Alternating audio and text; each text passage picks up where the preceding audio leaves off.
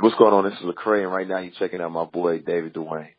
What's going on, everybody? Thank you for tuning back into On Air with your one and only rock star on the mic, David Duane, in the place to be right here and right now. We got two-time Grammy Award-winning recording artist Lecrae. Now, if y'all don't know who Lecrae is, it's just a motivator, hip-hop gospel. He has his own label, Reach Records, author as well. Like, y'all need to be getting on to Lecrae if y'all don't know, and he's with us. What's going on, Lecrae? What's going on? All is well. It's good to be here.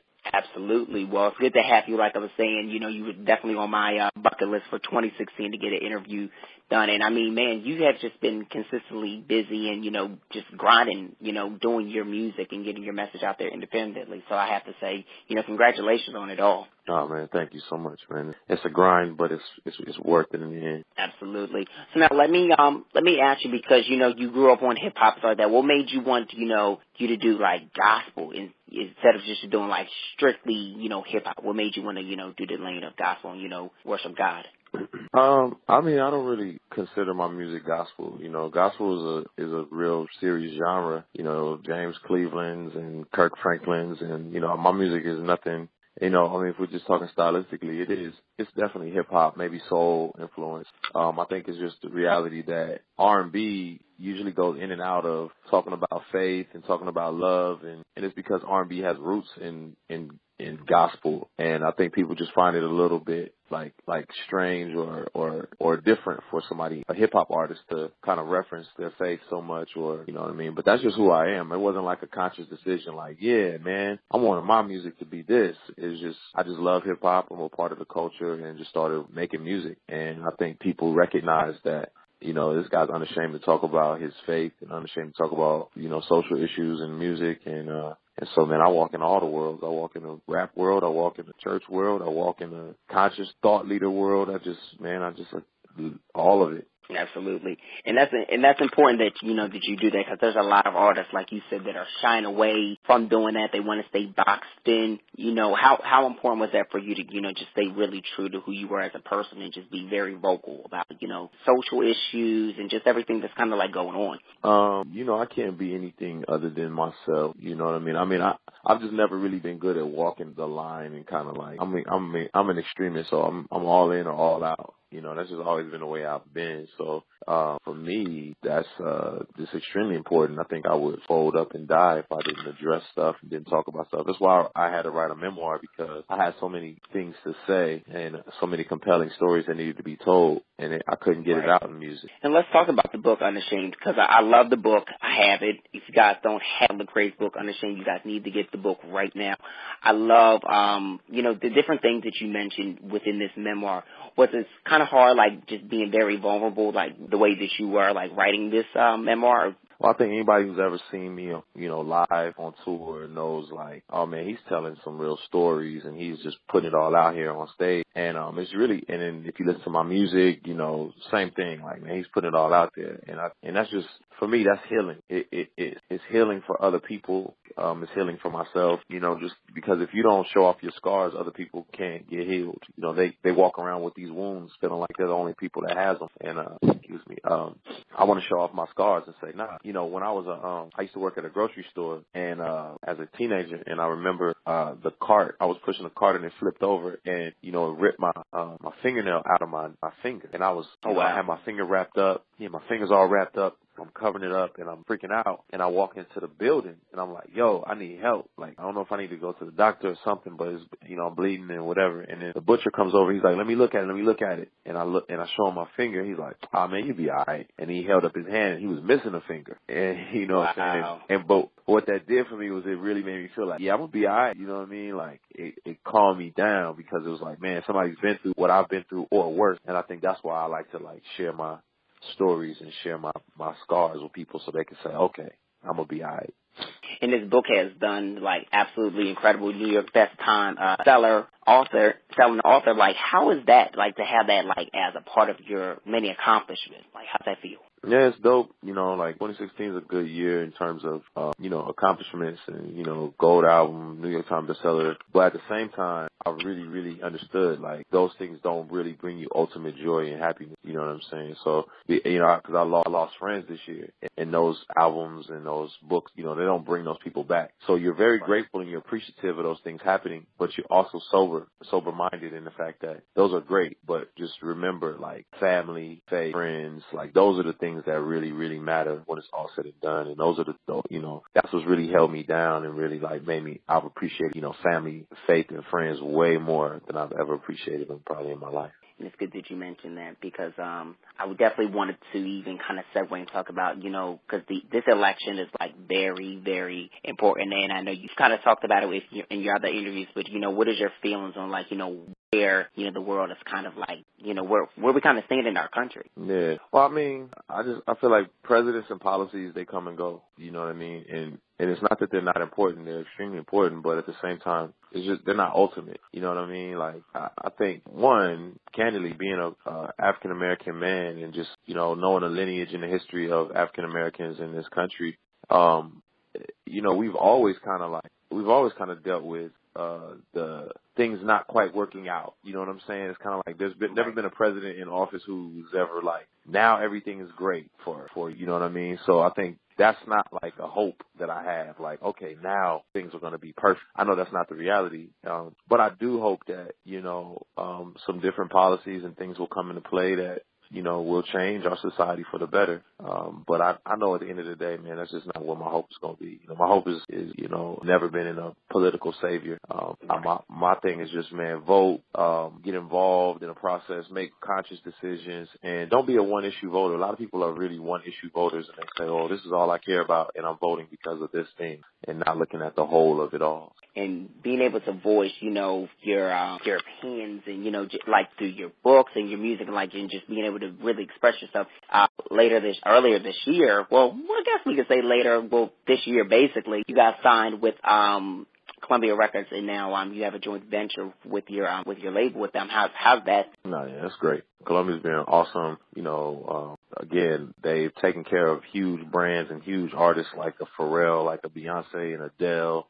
And, we just had total confidence that they can handle what we are doing as well. You know what I mean? I mean, if they can handle those massive brands, then we're in good hands. And so, I just really appreciate the timelessness of a place like Columbia. And they gave us the freedom to use our own voice. So it's not like them coming in and saying, this is what we're going to change and this is this. They said, man, you guys have already done it. So do what you've always done and allow us to just expand on it. And that's been the plan.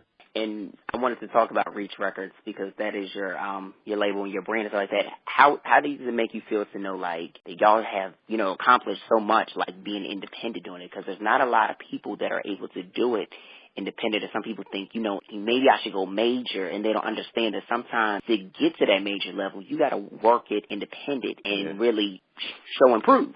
Yeah, I mean, that's the reality of it all. Is kind of like everyone wants the NBA or the NFL to just come to their backyard and be like, yeah, we want to sign you or we want to put you in the league. But it does take work. It takes effort, and I love indie till the end of me. I support indie people, indie movements because I think that's what really builds character, and it allows you to create an uncompromised product. And it's not that major labels are bad. It's just that you better than anybody else does. And so they may not be able to just articulate who you are to the world well as you could. So that's why I'm like, man, go for it. And, social media, you direct to your supporters, like they're right there. So create and have it to them and with the push of a button. And I see that you're very active with social media. How do you like, being able to interact with your fans and really be able to use it as a tool to like get the promotions out there? Yeah, I mean, social media is great. In this season right now, just because of so much stuff going on and so, people can just, it's like overwhelming the amount of communication that happens via social media. Like, it's like you have to have a team involved in that process because there's no way you can handle it all as one person. Well, I could, but I love interacting when I get the opportunity to, and just showing them, surprising fans and surprising supporters and just like, messaging them and saying, and, tweeting at them and they just kind of flip out. So that's a cool thing. Now, I know you got this tour that you're currently on, the Destination Tour. Kicked that off earlier this week, but I definitely want to talk about this new single, Can't Stop Me Now, because it's definitely, I love the empowerment with this. I mean, a lot of your records are empowerment driven, but this record really stands out to, what is going on with our, society right now. How are you feeling about the response with this single? Oh man, I feel like it's been exactly what I could have never imagined. Just the people who saying I needed this song. This is like the best thing you've ever done artistically, and it's like, man, that's great because that song is just a small little taste of what the album is like.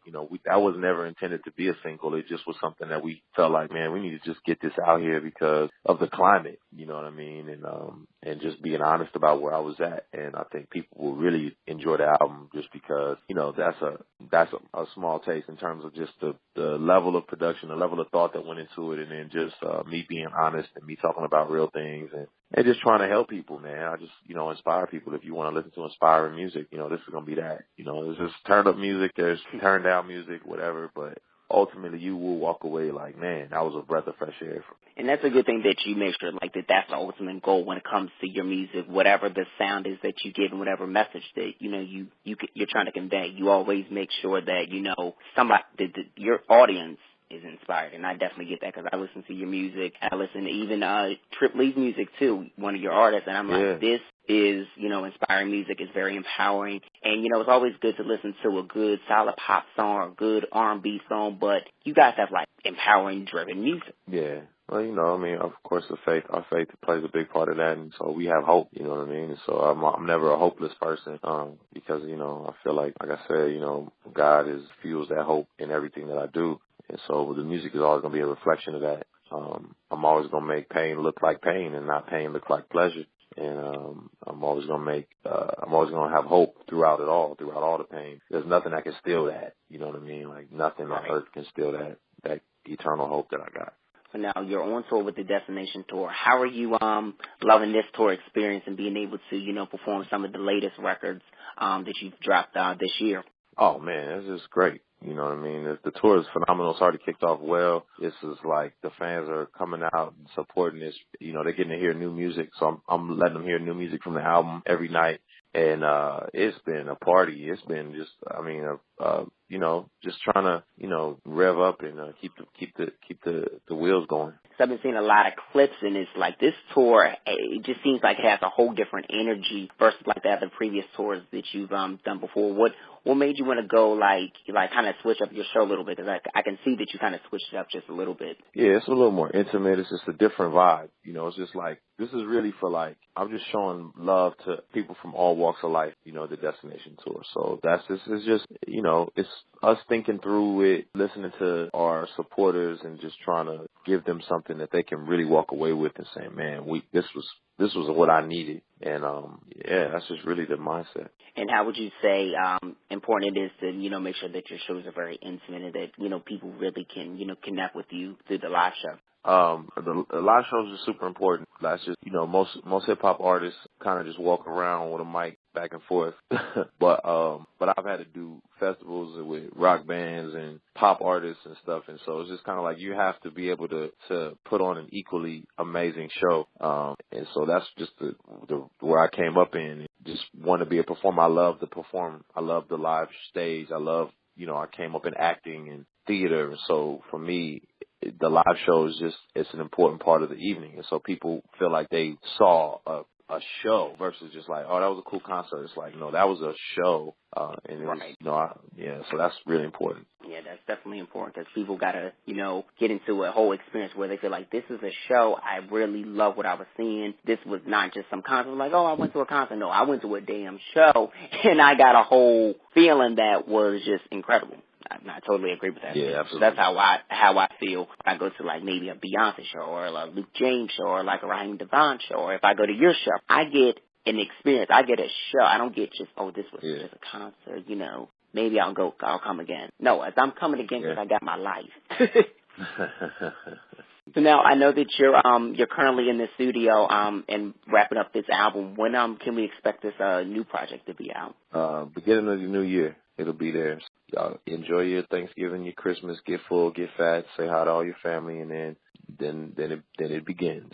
Then it will descend upon you. Now, do you have a title for this album? Or are you going with I'm still working Destination? I'm still working on it, actually. Okay. Yeah, still working on it. So it's not actually Destination. I'm still working on it. It's a working title. So Lecrae, for my last and final question, I gotta ask you conceptually, where do you come up and where you gain the inspiration for like your branding, your lyrics, just like your whole brand? Because I mean, man, you and your team at Reach Records, like you guys really put in some time with it. So let the people know how you guys like come up with it all. Because I mean, it's just freaking brilliant. I'm surrounded by artists, poets, just all kinds of artists. And so artistry is an important aspect for us. We just don't take it lightly. I think a lot of times people prostitute art for the sake of a message. So they really don't want to make great art. They just want to get a message out there. And I think sometimes the art is the message. The greatness of the art is the message. Yeah, so conceptually being around people who think on that wavelength all the time. So it's just being able to sit still in a room, look at the wall, where the wall meets the ceiling, and looking at was it done well, and just thinking creatively and thinking about words differently, and thinking about who's in that building across the street from you, and imagining the people in there and talking. Don't tell me about what they look like. Tell me what they may have ate for breakfast, but don't use the word breakfast.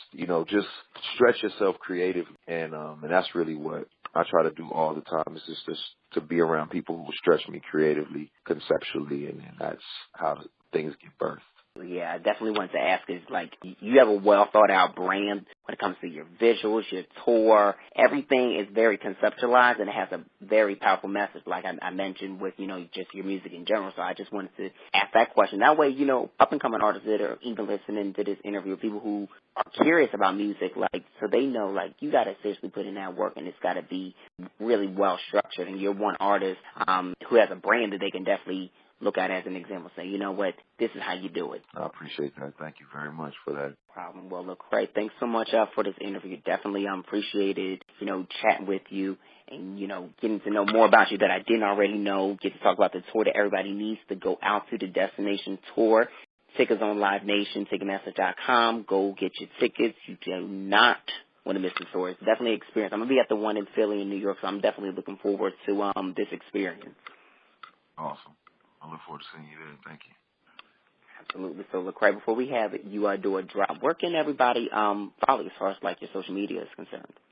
Just Lecrae on everything: Twitter, Facebook, Instagram, Lecrae. Keep up. What's going on? This is Lecrae, and right now you're checking out my boy David Duane.